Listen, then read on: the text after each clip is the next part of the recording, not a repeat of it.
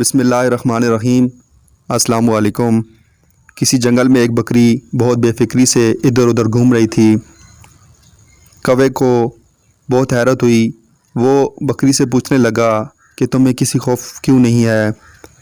بکری نے کہا، بھائی میری بے فکری کا سبب یہ ہے کہ کچھ عرصہ پہلے ایک شیرنی اپنی 2 بچے چھوڑ کر مر گئی تھی۔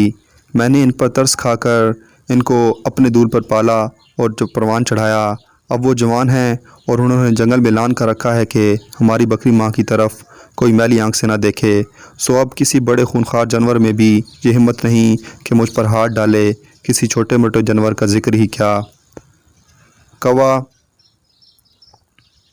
کوا سوچنے لگا کہ کاش مجھے بھی ایسی نیکی کرنے کا موقع ملے اور پرندوں کی دنیا میں مجھے بھی احترام حاصل ہو جائے۔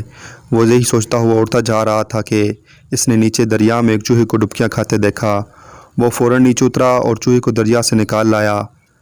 ایک بڑے پتھر پر لٹا کر اپنے بڑے پروں سے ہوا دینے لگا تاکہ وہ خشک ہو جائے۔ جو ہی چوہے کے آواز بحال ہوئے، اس نے کوے کے پر کترنے شروع کر دیے۔ کوا بیچارہ نیکی کی دھن میں مگن تھا۔ وہ اپنی کارگزاری میں مصروف تھا، اتنی دیر میں کہ وہ خشک بھی ہو چکا تھا، لہٰذا اس نے اپنے بل کی طرف دوڑ لگا دی۔ کوا نیکی کر کے بہت موج میں تھا۔ اسی موج میں اس نے ایک لمبی اڑان بھرنے کی کوشش کی، مگر منہ کے بل زمین پر آ پڑا اور اڑنے سے معذور ہو کر زمین پر ہی اچھلنے اور گھسٹنے لگا۔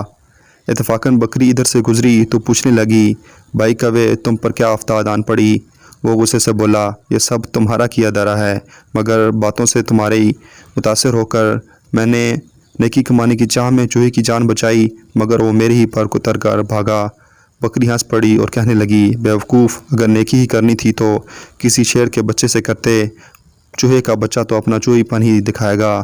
بذات اور بد اصل کے ساتھ نیکی کرنے والے وہی حال ہوتا ہے جو تمہارا ہوا، یعنی کووں کے بچے موتی چگنے سے ہنس نہیں بن جاتے اور کھارے پانی کے کنویں منو میٹھا ڈالنے کے بعد بھی کھارے ہی رہتے ہیں۔